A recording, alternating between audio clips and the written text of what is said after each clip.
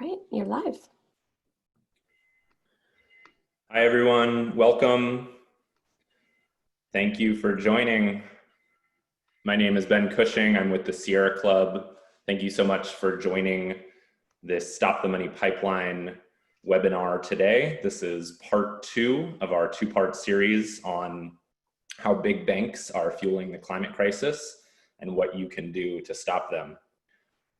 We are really glad to be joined by folks all over the country and across the world today. We're going to give people just a couple of minutes to join in before we get started.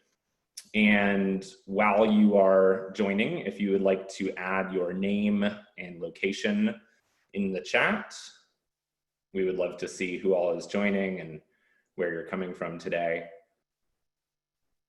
So once again, my name is Ben Cushing. I'm with the Sierra Club. I'm in Washington, D.C.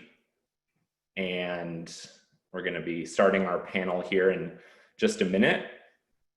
Thank you again for joining today.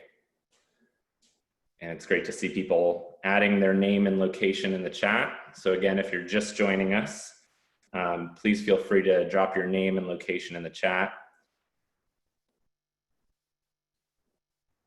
We'll be starting in just a minute here.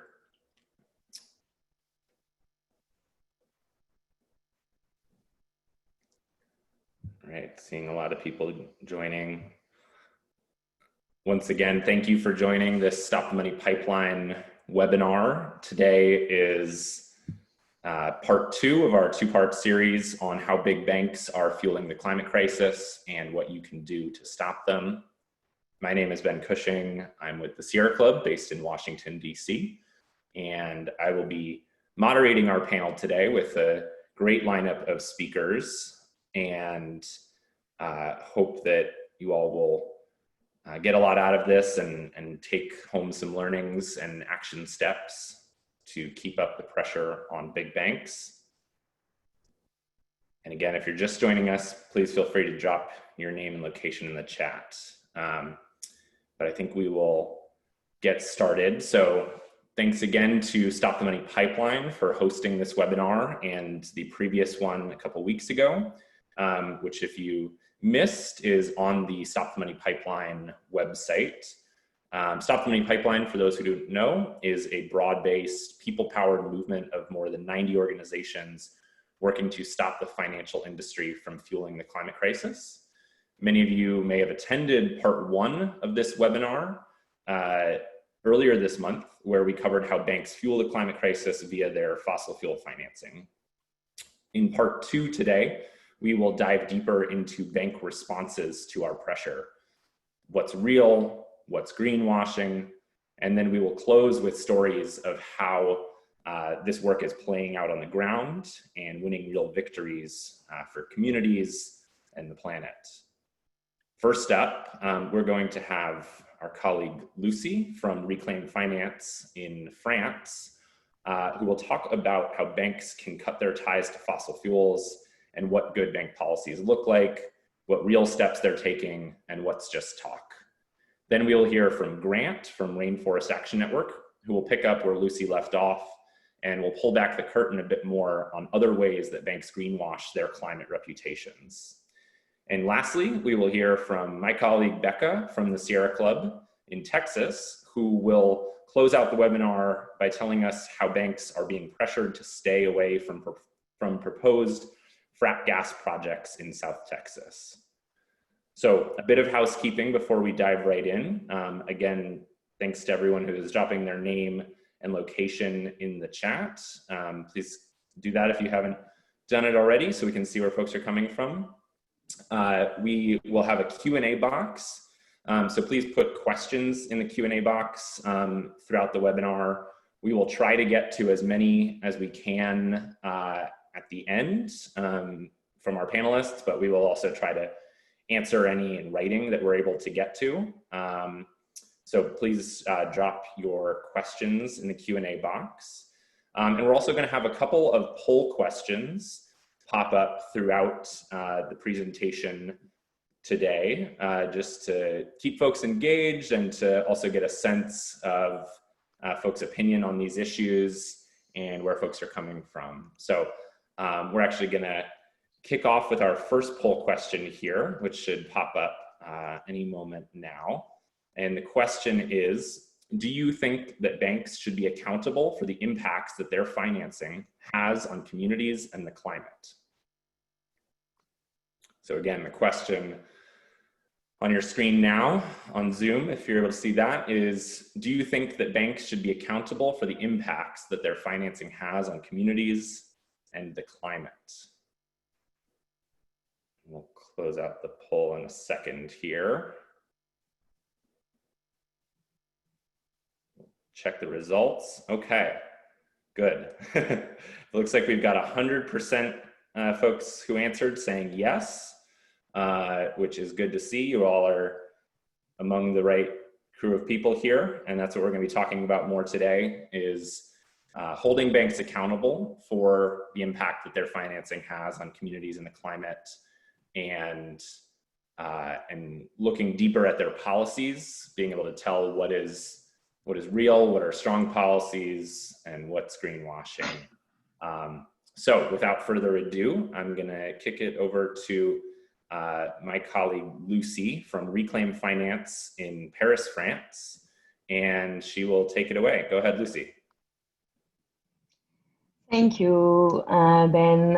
So my name is Lucy. I've been working on banks for 7 years, chasing them to adopt impactful policies on fossil fuels. Impactful is really the key word here, because it's quite easy actually for a bank to adopt a policy on fossil fuels, on coal, on oil, or on gas.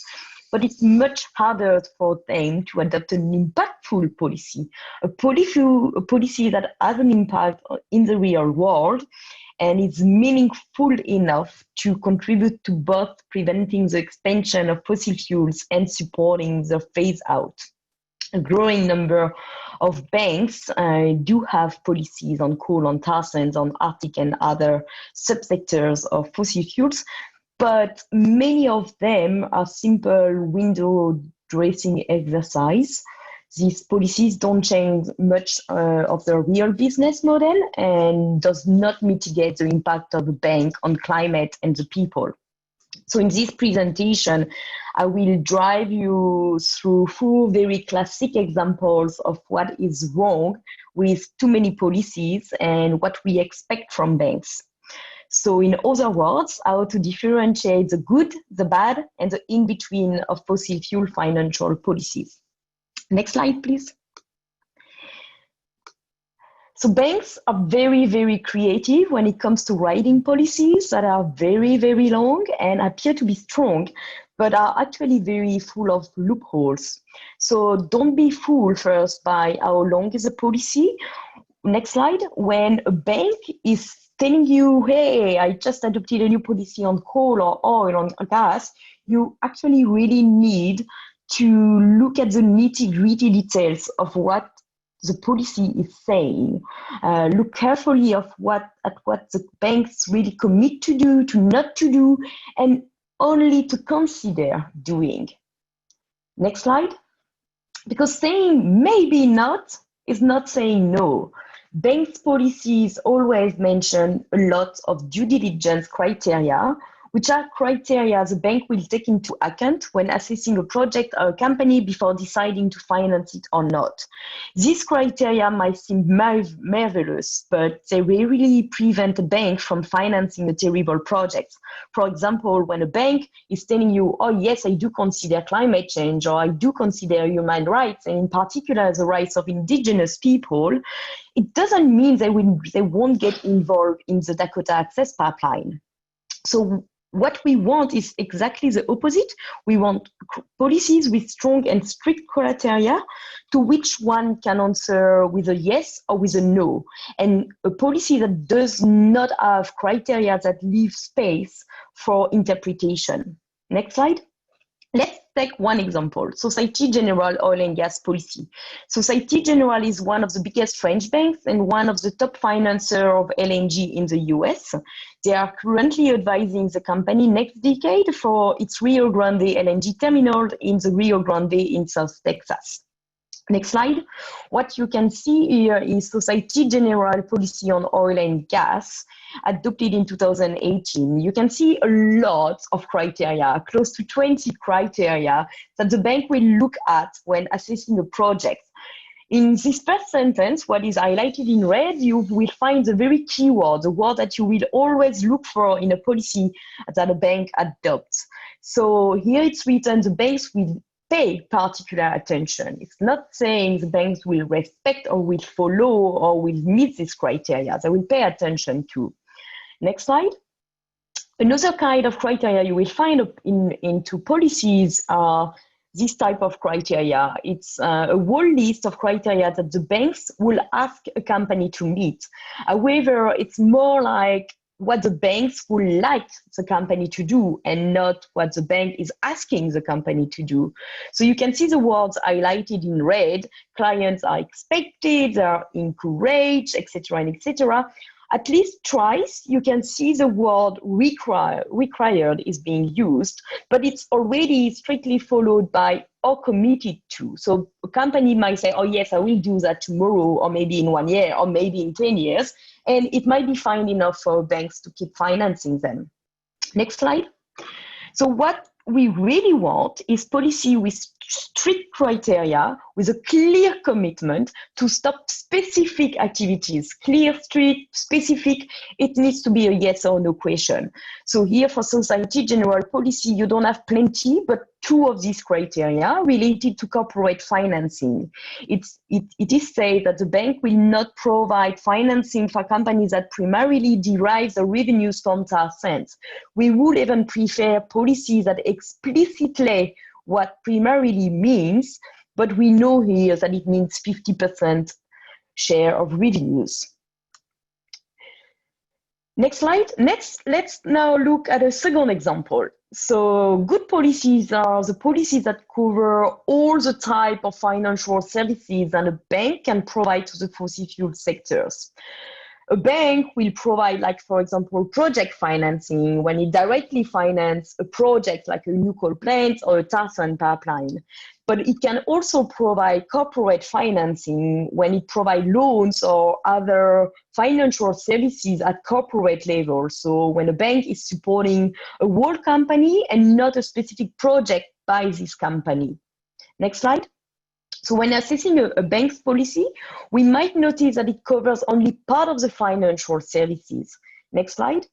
Saying for a bank, I will stop one thing is not saying I will stop everything. So you will have plenty of examples of such policy. For example, policies that cover only some of the asset managed and not everything, or cover only investment but not financing or not insurance coverage.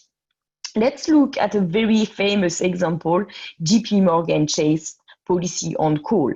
JP committed to stop financing coal mines, and they did restricted its corporate financing to coal mining companies. But let's have a look at what the policy says on coal power, coal plants and coal companies, or companies building and owning or operating coal plants. So on project financing, JP is committed to no longer provide direct financing to new coal plants or to coal plants. That's great. But what's about corporate financing? Next slide. Not a word.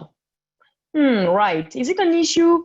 It depends. It depends how the coal sector is being financed. So globally, project financing accounts for a bit less than 10% of the overall financing to the coal sector. The bulk of financing comes from corporate financing. So yes, it's an issue. You are moving the slide a little bit too quick, but it's fine. You can stay there. Go back. Yeah. So for JP, the difference between project financing and corporate financing is even bigger. JP provided project financing for only 4 coal plants in more than 20 years. Next slide. However, when looking at corporate financing, one will find out that JP Morgan Chase is one of the biggest coal financiers worldwide.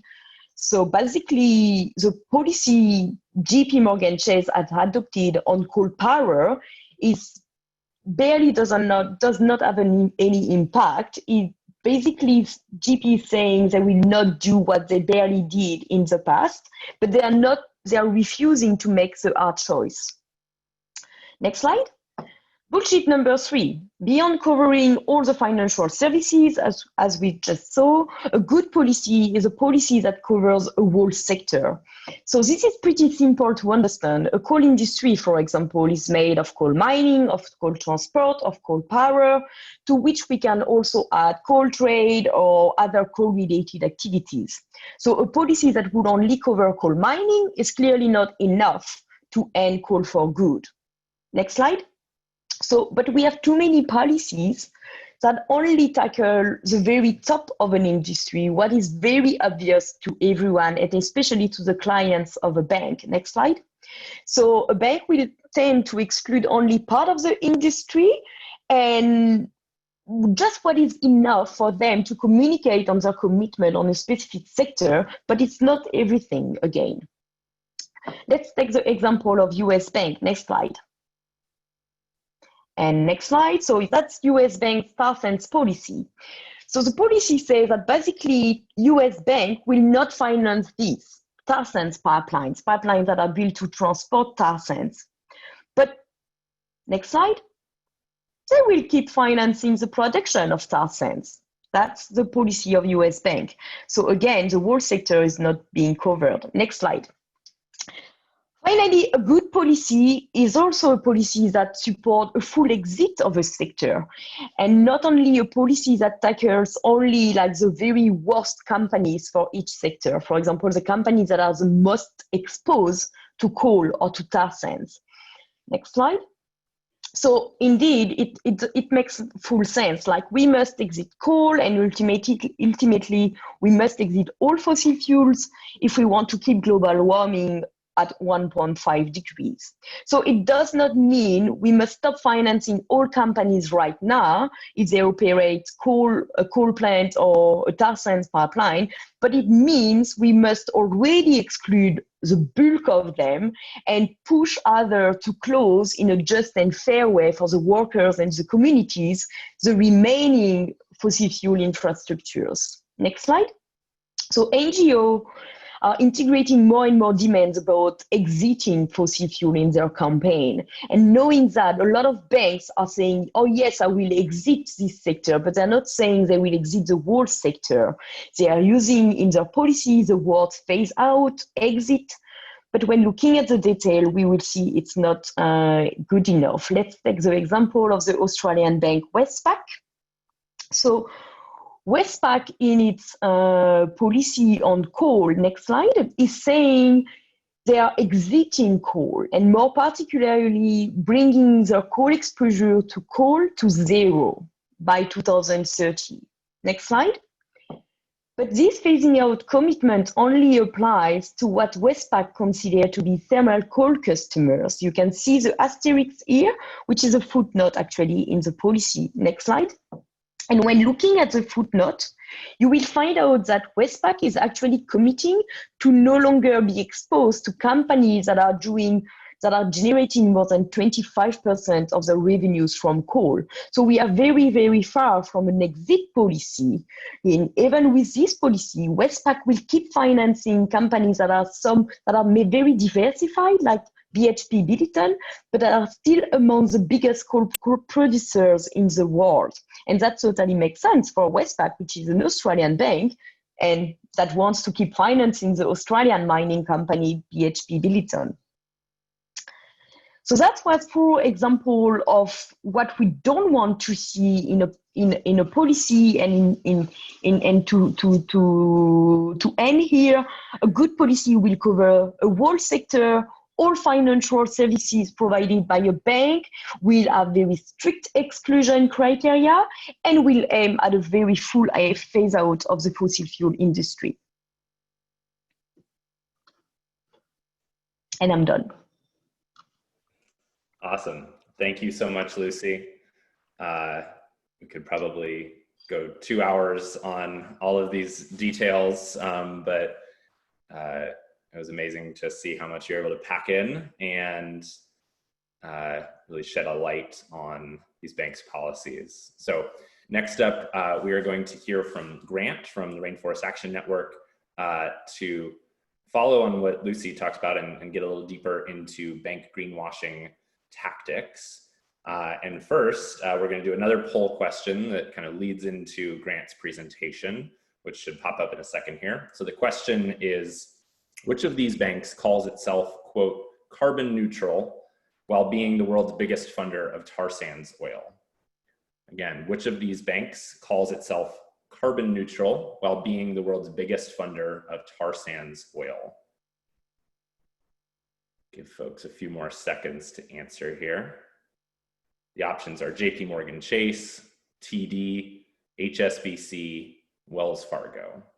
Which bank calls itself carbon neutral while being the world's biggest funder of tar sands oil?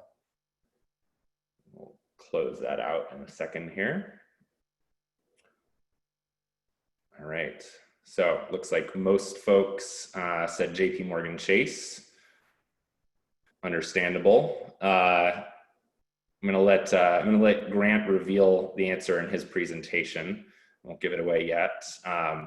But yeah, without further ado, I'll turn it over to Grant from Rainforest Action Network. Thanks, Ben. And I'll give the answer to that question in just a few slides. Hey everyone, I'm going to continue on this path that Lucy was talking about how banks can do better. Before I get into that though, I wanted to take a moment to show you some tools that you can use to research banks and to research fossil fuel companies. So the easiest way to find these tools and to find the Banking on Climate Change report is at ran.org/report. So if you go to ran.org/report, you'll see this site. Let's head there for a moment, and if you scroll down, you can go to the Explore the Data. And down here, you can see which banks are the worst funders of fossil fuels. And so the 4 colors that you see are the 4 different years of data that we have. You can see JP Morgan Chase is the worst funder of fossil fuels overall. And you can even click over here to see coal power financing. So as Lucy pointed out, JP Morgan Chase has a policy restricting some finance to coal power plants. But as you can see here, they still finance coal power companies or companies with a significant amount of coal power. And we can even dig into that a little bit more by scrolling down further to explore the detailed data. So this Data Explorer page shows you all the fossil fuel companies financed by a given bank. So you can see everything that JP Morgan Chase is financing in terms of fossil fuels that we found. And you can also search by fossil fuel company over here on the right. So let's search for Duke Energy, since a significant amount of their power plants are coal. And you can actually see how much Chase and other banks are funding the fossil fuel portion of that company. So again, I'd really encourage you all to take a look at this. Take a look at which companies are being funded by your least favorite bank, or you can check who's funding a company building a project in your hometown. Again, the page is ran.org/report. So now I'm going to talk a little bit about greenwashing. So as we're getting this set up, so in addition to the BS policies that you just heard about from Lucy, banks also like to hide behind other sorts of diversion tactics that we should all be aware of. As we are pushing for the financial world to make real policies and real plans, real movement toward a stable climate, we need to be looking out for these greenwashing tactics and diversions. So first up on our list, operational impacts. So banks like to talk a lot about things like changing light bulbs and reducing paper waste, buying solar energy for their offices, instead of talking about the real impacts from their financing.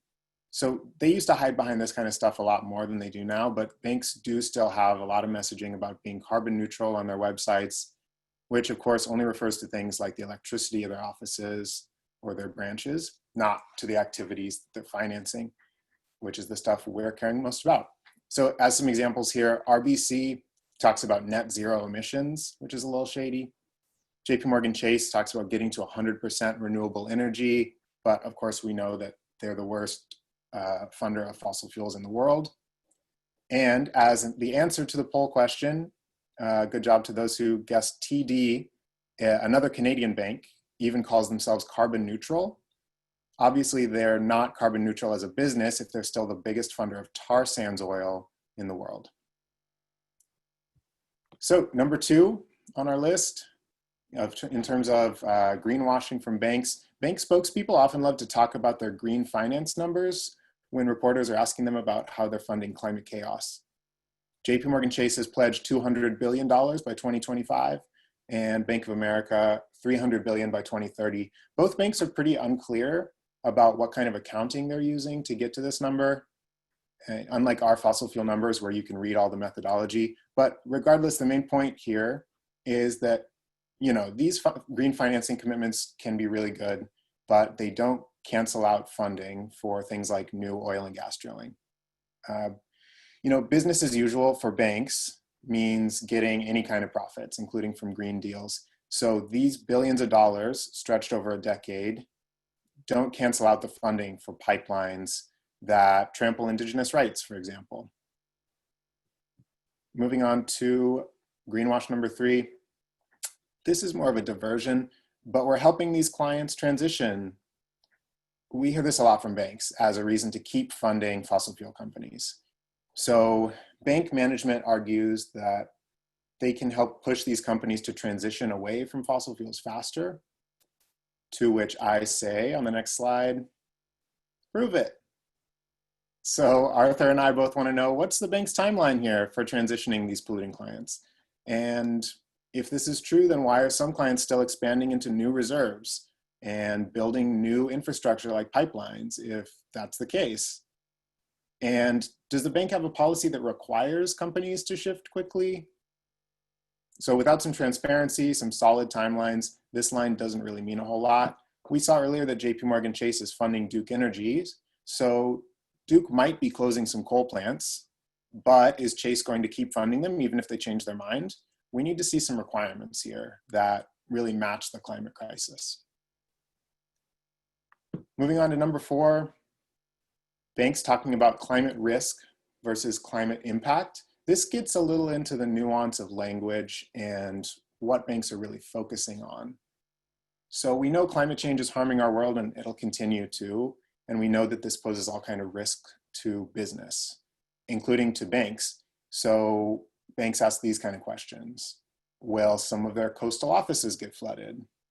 Will the value of the bank investments go down? Will some of their clients be unable to pay back their loans?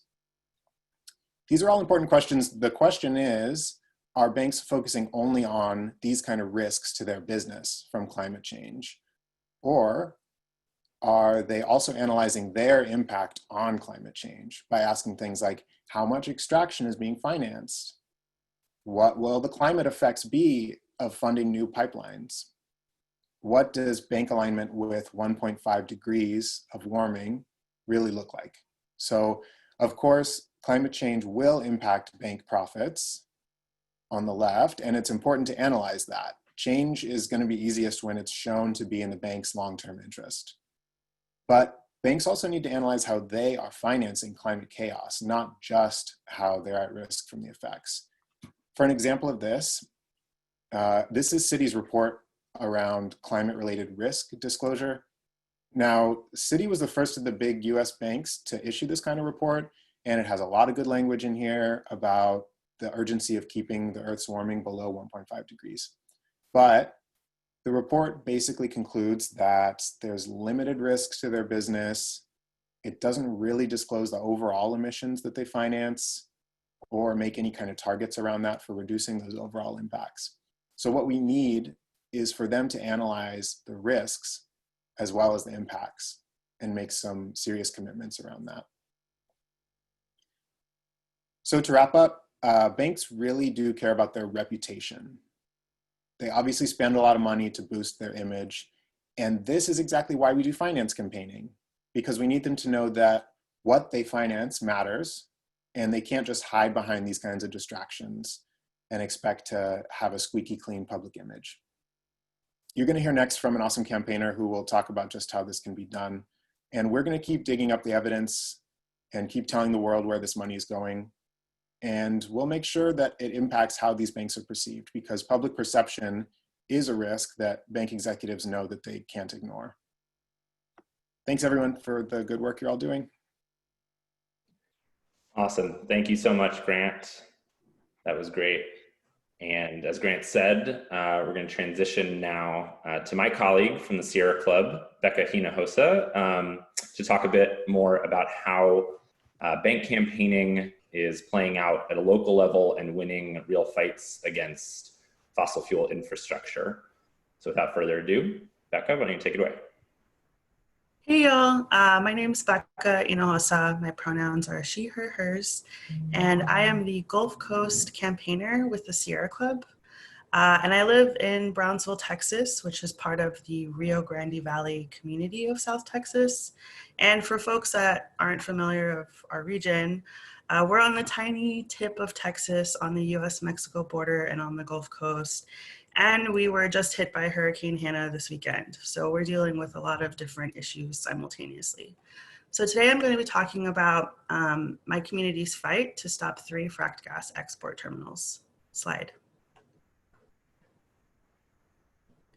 So for folks who aren't familiar, the top photo is what the Rio Grande Valley region looks like now, where these 3 fracked gas export terminals are proposed. We're a largely unindustrialized community, very rural. We have the only piece of coastline on the Texas Gulf Coast that doesn't have towering smokestacks. And we're a very marginalized, mostly people of color and indigenous people community. In fact, the original people of our region are the Carrizo-Comecrudo tribe. And what we're fighting is 3 LNG export terminals that would look like the photo below. Storage tanks, flare stacks, massive tanker ships. And for folks who aren't familiar with what LNG or fracked gas export terminals are, essentially these 3 projects would drive extraction of and fracking in Texas's west coast and build a new pipeline network all the way down to our coastline and export these massive quantities of gas overseas. Slide. So we're fighting 3 LNG export terminals. Those projects are Texas LNG, Innova LNG, and Rio Grande LNG. And Texas LNG is owned by a company of the same name. They're a startup. This is their first proposed project. Innova LNG is owned by a slew of different companies. One that's really familiar is Enbridge and Exelon. And Rio Grande LNG is owned by a company called Next Decade. And also proposed is the Rio Bravo pipeline by the Enbridge company that would bring gas to this project. And all of these 3 projects, would have a huge devastating impact on climate change. Altogether, if you look at the entire cycle, would equal, like 63 coal plants, the same emissions of, same climate impact of 63 coal plants per year. These are terrible projects that can't go forward. Slide. And these projects are supported by different banks. Banks that were previously involved with the LNG projects in the valley are Sumitomo Mitsui Financial Group, which is a Japanese bank. They pulled out of the Rio Grande LNG project. They made this decision behind closed doors in their boardrooms. We're not exactly sure why. And then another bank that has withdrawn from the LNG terminals is BNP Paribas, which is a huge bank in France. I'm going to talk a little bit more about all of the work that we did in partnership to pressure BNP Paribas to divest from Texas LNG. And then banks that we're still currently fighting, Société Générale, they are a supporter of Rio Grande LNG. They're also a French bank. Macquarie Capital, which is an Australian bank, also supporting Rio Grande LNG. And then banks that have committed to staying away from the LNG projects, which is our BNP Paribas. So not only have they divested from Texas LNG, but they've committed to staying completely away from all 3 LNG export terminals in the valley. Another bank is Crédit Agricole. They weren't previously involved with the LNG projects, but you know, they have committed to stay away, it's big news because this bank does have a track record of supporting fracked gas projects. Credit Mutuel and UniCredit. So these banks recently updated their policies, and so by working with divestment organizers like Lucy and Friends of the Earth France, they followed up with these banks to make sure that they committed to staying away from LNG in the valley, and they have.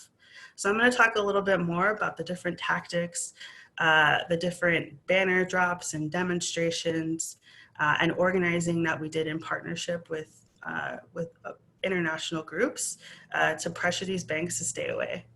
Next slide. So I mentioned BNP Paribas has divested from Texas LNG, and it was over a year of working in collaboration with groups like the Carrizo-Comecrudo tribe, which are the original people of the Rio Grande Valley region, working with divestment organizers like Lucy, who just spoke, she was with Friends of the Earth France, working with Rainforest Action Network, the Community Coalition in the Valley, which is Save Our GV from LNG, of course the Sierra Club, and Bank Track. And we were Juan Mancias, who you see a photo of him. There's also a photo of me and a banker from BNP Paribas. Juan Mancias is the chairman of the Carrizo-Comecrudo tribe. And in 2017, he and I joined a delegation of people of color and indigenous communities fighting to stop the Dakota Access Pipeline and also fighting to stop the fracked gas exports. So we went for a week. We traveled to France. We met with BNP Paribas. We met with multiple bank officials. We also went to their shareholder meetings. We hosted joint banner drops. So here's Rainforest Action Network holding a banner outside the BNP Paribas office in San Francisco. And through meeting with these banks, official shareholders, actions, being a part of this delegation, sending sign-on letters, actively pressuring them on social media, and this international collaboration with bank divestment groups. By the end of 2017, BNP Paribas completely pulled out of Texas LNG, which is huge. And Texas LNG, the project is still facing delays, and they haven't broken ground. Next slide. And here's a photo of a really amazing action that we did in the Rio Grande Valley. We're on a boat in the ship channel. That land you see behind the boat is the proposed site of Texas LNG. Someone in the chat mentioned, yes, it is a very biologically diverse place, full of endangered species, very important part of our pristine habitat, this area. And here we are holding BNP Paribas signs and telling them to stop banking on Texas LNG. So here's an example of a creative action that people can do. Next slide. And the other bank that we've been pressuring is Société Générale, a French bank that is supporting Rio Grande LNG. We've been actively working with the Carrizo-Comecrudo tribe, Friends of the Earth France, FRAN, Save Our GV, and all these different groups for 3 years now, pressuring Société Générale to pull out of Rio Grande LNG project. So it is an ongoing campaign. And again, very colorful actions that we've done together to pressure these banks. So there's folks here, you can see a photo, they're holding banners and signs outside of one of the Société Générale bank branches in France. And you can see French activists have built what looks like a pipeline into the bank office, and it says, "Stop Texas LNG." And it also says, "Stop the Dakota Access Pipeline." And then here's a photo of Juan and I meeting with representatives from Société Générale. So meeting with bank officials is crucial. Next slide. And again, we've done a lot of amazing joint actions. Here we are holding banners and signs on the proposed side of the Rio Grande LNG terminal in the valley. And then on the bottom, there's activists in France. They're dressed up as snails, calling out Société Générale for lagging behind and taking forever and just not listening to people and not divesting from fracked gas projects. And that was Friends of the Earth France that led that action. And then at the bottom, another Friends of the Earth France action. There's banners on fire calling out Société Générale for investing in fracked gas projects. People have paint on their hands. They put red paint on handprints on the bank offices. So a really amazing international simultaneous actions. Next slide.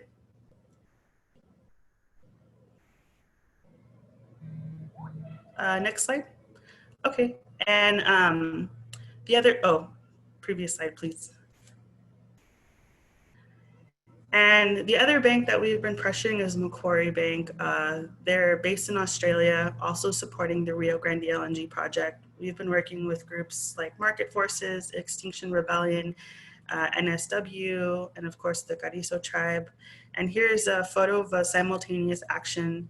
We're holding banners, calling on Macquarie to stop banking on Rio Grande LNG. We're holding these banners up in the valley.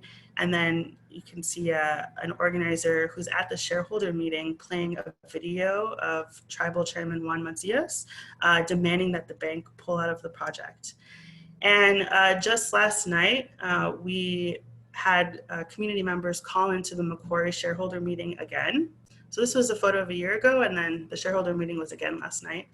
And community members demanded that the bank actually meet with impacted residents, and the bank Macquarie agreed on the record in the middle of the shareholder meeting to arrange a meeting with these bank officials. So we're still actively doing this work every month. Next slide. And again, it's also important to pressure banks that aren't currently involved with your project, but have a track record of supporting fossil fuel projects. Credit Agricole, Credit Mutual, UniCredit, just to reiterate that they have committed to completely staying away from the LNG projects. So things that we did was also attend those shareholder meetings. So here's a photo of the Credit Agricole shareholder meeting in 2017. We've still bank divestment organizers with Friends of the Earth France and Lucy, and they actively meet with banks and let them know that they need to commit to staying away from all these projects that have tremendous opposition. Next slide. And this is an ongoing campaign. The LNG projects are still proposed. They haven't broken ground. And so we're still taking action. Community members are filing lawsuits. We're still yelling at banks.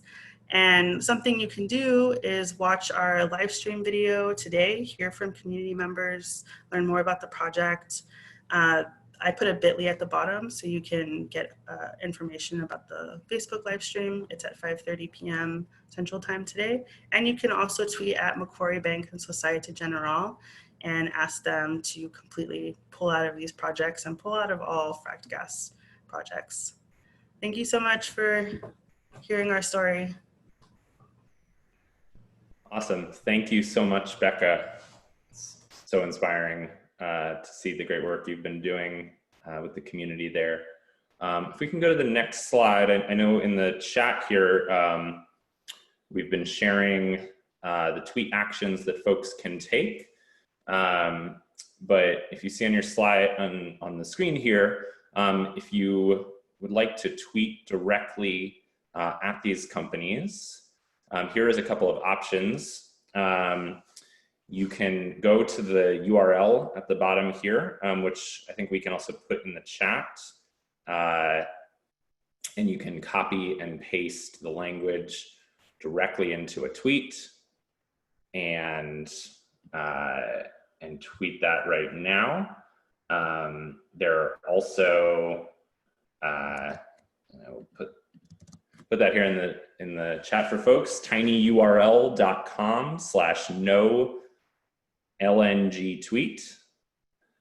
Give you a couple options there, as well as there are a set of tweets from the Sierra Club with the actions that Becca mentioned. I'll also put that link again here. If folks would like to retweet, there's a few tweets starting at that link as well.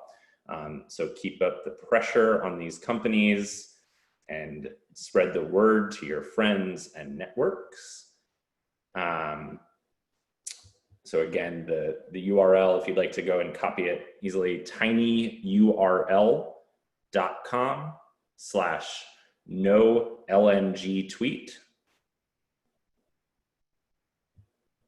And we'll give folks just a second if you have Twitter or if you'd like to also retweet the Sierra Club at the link I put in the chat there, if that's easier for you. You can also post on Facebook as well. And you may need to, let's see, the link, I believe, need to just copy and paste that link into your browser. So we still have a few minutes here to take some questions, and we've been getting a ton of questions, really great questions in the chat here. We've tried to answer a few of them as quick as we can via writing, but I think we'll take a few and direct them to some of our panelists. Do we have a first question? We've got folks working behind the scenes here to give us our first question.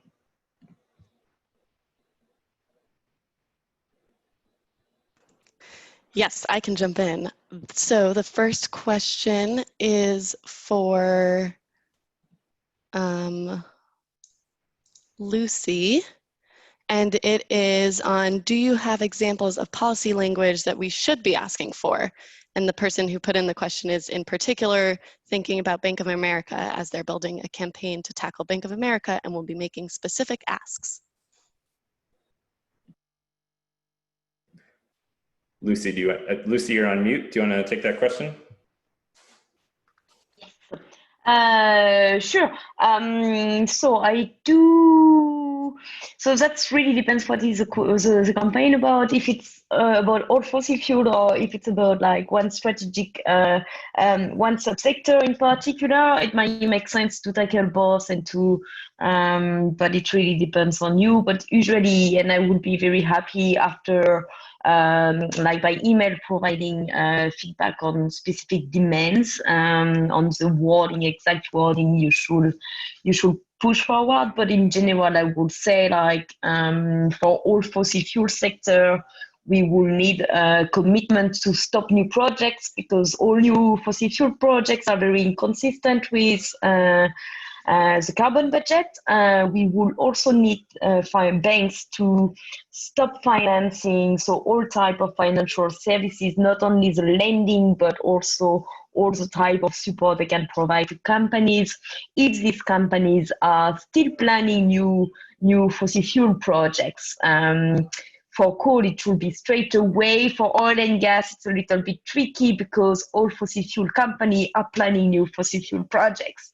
So maybe you want to give them 6 months to take action and to stop everyone. And second thing is to stop companies that are the biggest exposure to this sector. And the third thing is to commit to stop financing companies that in a year time from now on would not have a clear plan to actually close down their fossil fuel infrastructure. Not now, but their coal mines or oil project will need to be closed by 2050. So they need to get started now, considering we have thousands and thousands of fossil fuel projects online.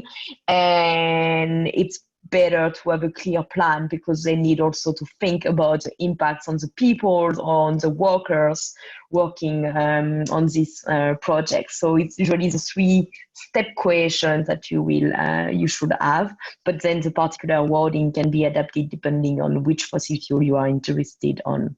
And obviously Bank of America is really lagging on coal, so coal and even on tar sands, they don't have a policy. So I guess great demands can be found for both sectors. Thank you, Lucy. I think we have another question, maybe for Becca.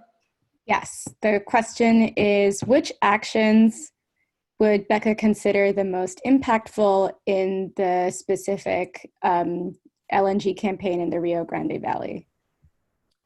Yeah, I think actions outside the annual general shareholder meetings. I think simultaneous joint actions inside bank branches.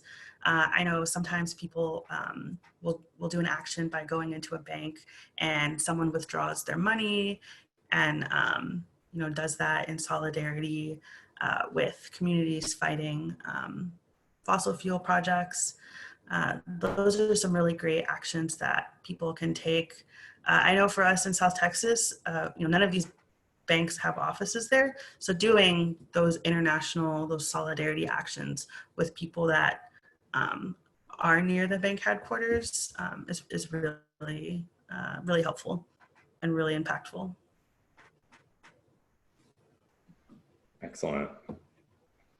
And hopefully folks saw there's the longer links shared in the Zoom chat here if the tiny URL was not working.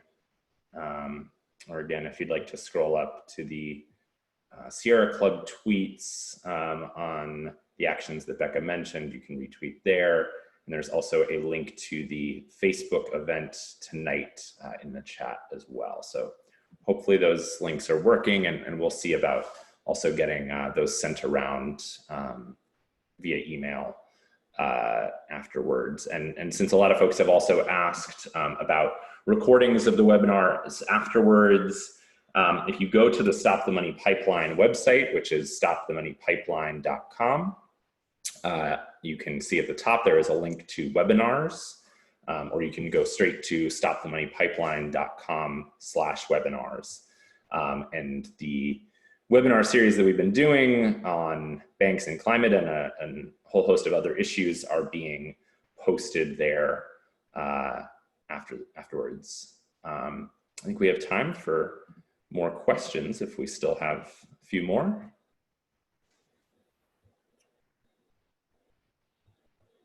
Do we have any other questions that we haven't answered yet? Let's see.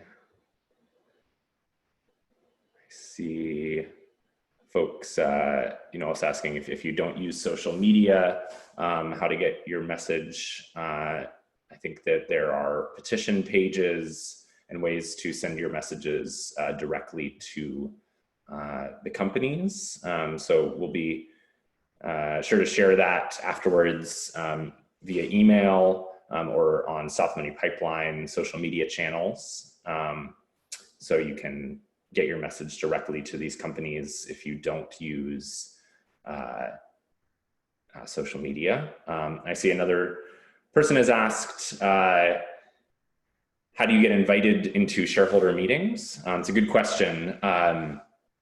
Typically, either if you are a shareholder in a company yourself, which doesn't often require holding many shares in a company, but usually a minimum amount, that gives you access to attending a shareholder meeting, or oftentimes shareholders will designate a proxy for their shares for someone else to attend the meetings and ask questions and raise points directly to the leadership of companies. And there are great organizations such as As You Sow and the Interfaith Center on Corporate Responsibility and others, Sierra Club sometimes as well, where activists and leaders attend shareholder meetings to raise questions and issues at company shareholder meetings. So we will we'll be sure to let folks know about opportunities to do that. Shareholder meetings typically happen in the spring, so we have passed that season a bit, but as we head into next spring for shareholder meetings, definitely keep an eye out for opportunities to engage on that. Then we have another question that maybe you also would be a good person to answer around how can we work on the political or regulatory side of this issue of banks funding climate chaos?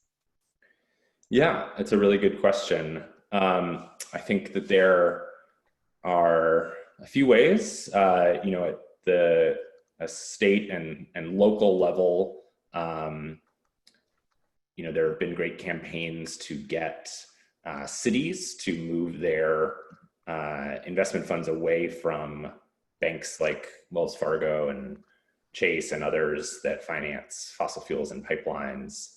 And so there are great local campaigns that you can get involved with at that level. At the national level, there are a number of bills that have been introduced in Congress and that others that are being thought about and proposed that seek to address the risks that climate change pose to the financial sector and the ways that financial sector is making climate change worse. And there have been bills proposed by Senator Warren, Senator Schatz, and others that begin to address these questions. And also folks, policy experts in this space have identified key actions that a future administration who cares about climate change could take to regulate the financial industry's role in the climate crisis.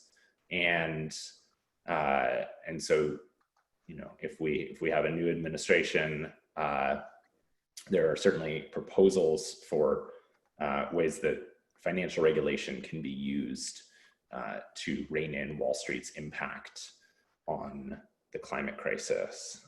So there are a number of ways to effectuate change on these issues at a policy and regulatory level as well.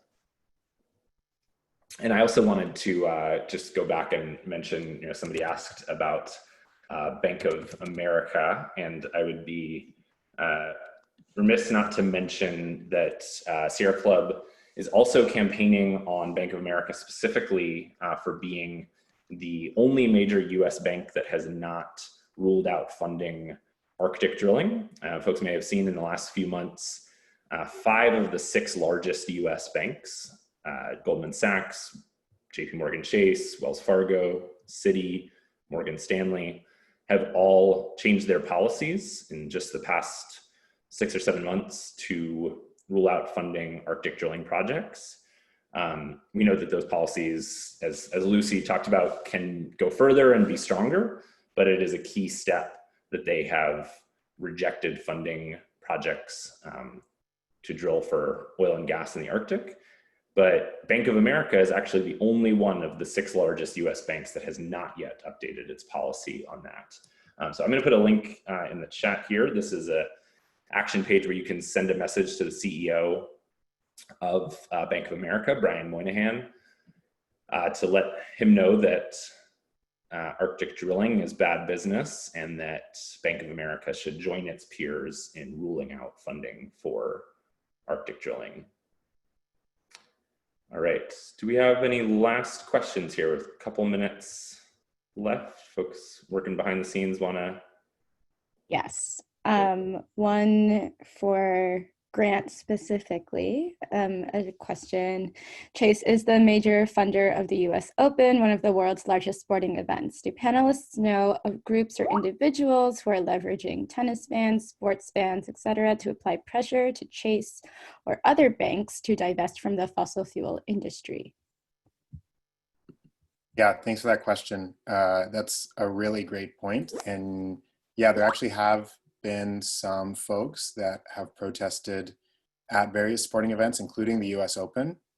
2 30-foot banners were unveiled at a recent US Open. We know Jamie Dimon, who's the CEO of JP Morgan Chase, is a big tennis fan too, so that was a strategic action. And I think there's a lot of room for campaigning around sports events where banks have sponsorships, museums, organizations that banks sponsor. Those organizations can definitely put some pressure on the banks. They're just great venues to have a place to get your message out about fossil fuel projects that these banks are financing. We've seen this at football games too, around pipelines.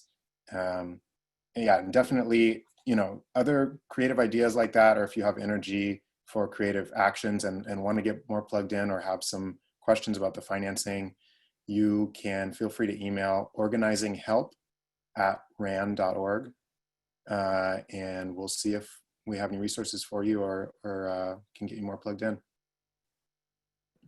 Excellent. That is an awesome action. I think a good place to close this out, since we are now at the top of the hour. And so apologies if we haven't been able to get to every single question. But again, please check out stopthemoneypipeline.com and the other resources that have been shared here, and stay tuned in for more. And we really, really appreciate all of you taking the time to join today and being in this fight and keeping up the pressure on banks in the US and around the world. And we will talk to you again soon. Thank you so much, everyone.